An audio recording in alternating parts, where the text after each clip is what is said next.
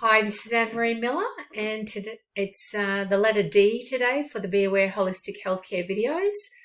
And I'd like to dedicate this to my dad, and it's his birthday today. He's passed over. However, he was one of my best mates, and it's his birthday today. And also, I just want to celebrate his Gardner Medal, which is the Brownlow Medal for reserves in the now called AFL, which used to be called VFL. So, there's his medal, and he was a great supporter for what I do. Being a natural therapist, I guess, is the easiest way for people to understand. For myself, I've always called myself a holistic health practitioner because of my medical background with nursing and natural therapy and the esoterical from yoga since I was a child. So a lot of people haven't understood that. However, it's becoming more familiarized now around the planet. So Dad was always a support. So thank you very much. So the letter D relating to health overall really comes down to discipline. Letter C yesterday, I mentioned commitment. You've got to apply yourself. However, you've also got to maintain it. So being aware of the fact that you don't just go on a diet. Which is the D word I'll cover today as well. You don't just go on a retreat and expect to have a long-term effect. And I know this might be obvious to many of you watching. However, my point is, why do it if you're only going to do it for a short period? You may as well contemplate doing it for life. It's worth it. So diet and the aspects of diet for body and mind and emotions, because it affects all three, how you eat. Science knows that what we eat affects the molecules, particularly in the brain, and that's going to affect how we think and how we behave. So it's really not just about what we eat. It's how we eat as well, which is also really important. Being in an environment where it's conducive to relaxing.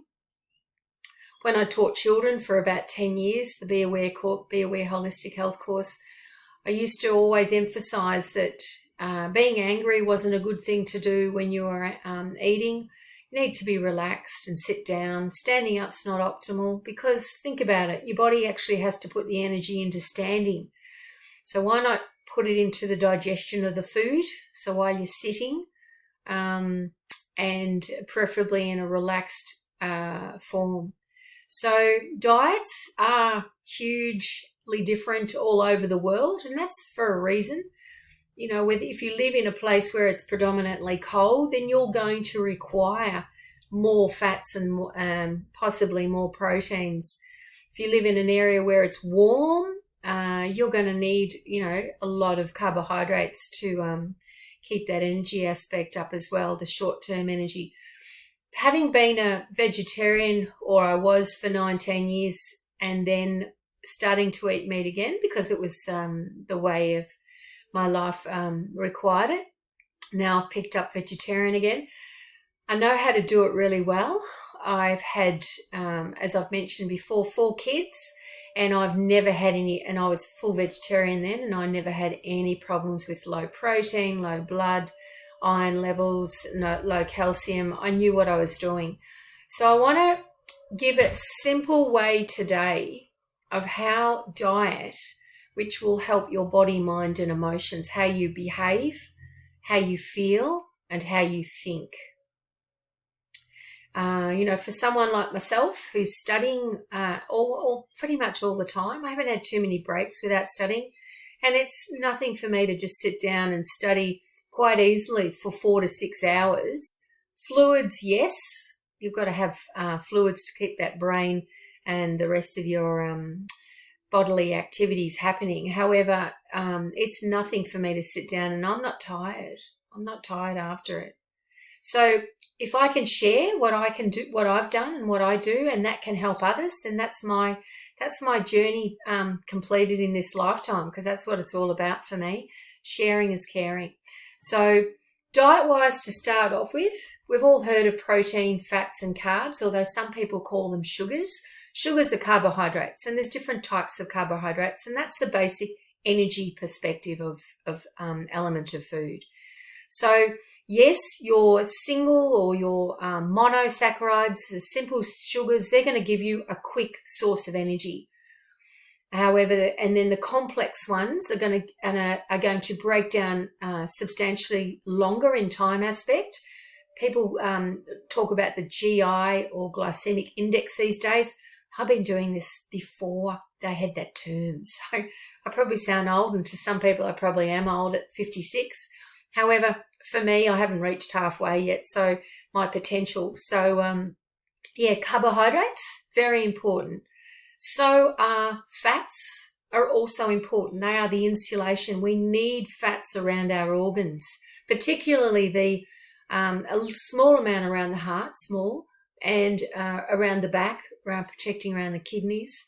We also need fats for the making of our hormones, which are part of our mechanism in the body to produce messages.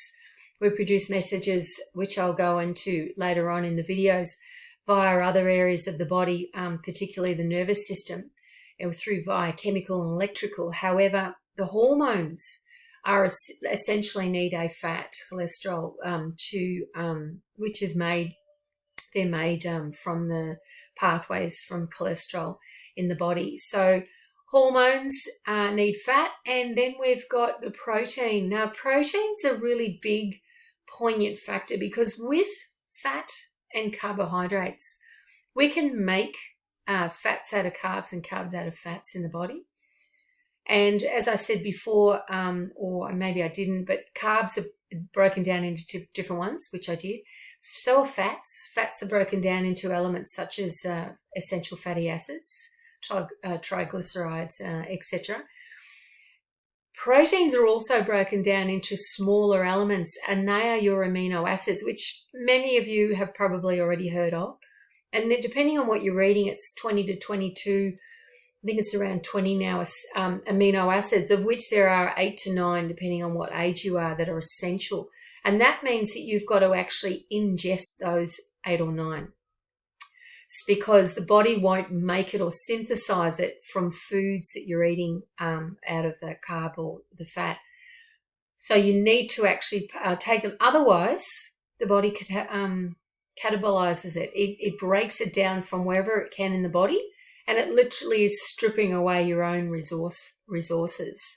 So we don't want to do that. Anything that's going to extend the body to create more distress because it's not getting its enough supply from the outside, exogenous supply, then we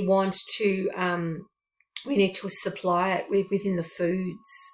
So complete proteins, they're easy to get if you're not a vegetarian because it's just your animal products like dairy and flesh, meat, etc. They all have complete protein.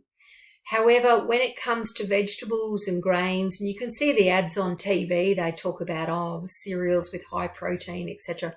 They might have high in certain levels in comparison to what, I don't know, but they won't have complete. And it's the complete factor, the 20 amino acids that you really want to ingest. Now, colleagues I've had have talked about, it doesn't need to be had in the one meal. It can be had just through the day. Well, I'm going to put this point across as a stress physiologist. I consider, if I've done a master's degree in it, I consider myself to be a reasonable expert in that area. Why would you put your body under distress in a particular metabolic circumstance in the day for it to wait to get a supply of nutrients in another meal? I put across, have your complete proteins in every meal. So in vegetarian form, you would be mixing, and this is the beautiful thing about the indigenous people of the planet. They already knew this without having a randomized controlled trial or a research theoretical paper, etc. They already knew it intuitively. So the Asians generally will do it with legumes and grains mixed together in their meal. So your mixed meals with tofu and rice, or lentils and rice, that's complete protein. So you think of all your beautiful curries, etc., complete protein, easy. And there's so much variety there. The Western's veg version is the nuts and grains. So it's not nuts and seeds like some people think, it's nuts and grains. And again, if you're having a nut sandwich, like a almond paste sandwich, then that's complete protein, as well as it'll have carbs and fat as well. And then finally, with your other continents like South America, you will get your corn and your beans. The beans is in kidney beans, halibut, etc. So that of course their staple diet is corn, as well as things like tacos, burritos. I know could be stereotype thing there, but however, there's a lot of commonality with those foods in South America. You know, Mexican food's renowned for tacos. I suppose that's a bit stereotyping, but you know what I mean. So yeah, so corn and beans. So if you're having a combination of any of those, you know you're getting complete protein, or end of story, and your energy will be fabulous, you know. Plus, of course, you have your high vitamins, high minerals content, which will be your vegetables and your salads. And then you've got a small amount of fluid in your diet, because remember, when you're eating a meal, you need to produce a certain amount of easiness for the food to be swallowed, the bolus to go down through the digestive system. So a small amount of fluid, preferably not iced in cold weather particularly, is important. So room temperature water, or some great herbal teas like chamomile, which helps with digestive assimilation and absorption of foods. And what else? Oh, there's so much. I'm just having a little brain phase. So diet is extremely important. So you've got your macro, your protein, carbs, and your fats. And you've got your minerals and vitamins in your live, fresh foods as well. And of course, you'll get energy in all of those aspects. So diet is really important, and the discipline. And that doesn't mean that you can't lash out and have a treat and stuff like that. It just means that the 100% is not going to be needed, because you'll only need to do this, like, you know, the 80-20% rule, if anyone's heard of that. So if you're healthy, then 20% of the time of your diet during the week, you know, you can have your bit of cake, or, you know, and all of these are advice for those that are healthy. And then you've got those who might have a disease that requires specific elements of a diet. Then obviously you'll be addressing that with your professional healthcare practitioner. But overall, a general rule of thumb for those that want to be vegetarian is to make sure you are having complete protein in every meal.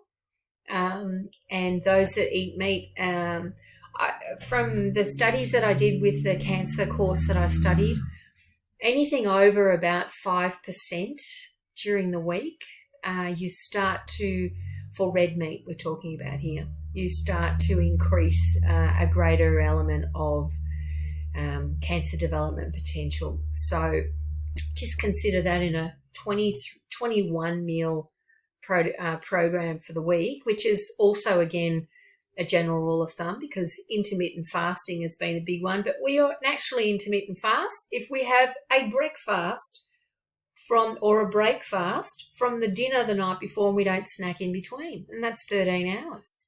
If you do it according to the Cancer Research World Fund Association. I haven't got the name right, but I'll bring that in another time.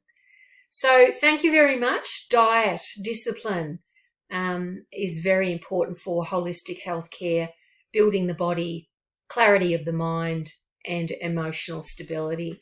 So have a beautiful day, and thank you for watching. Namaste and love always. Bye.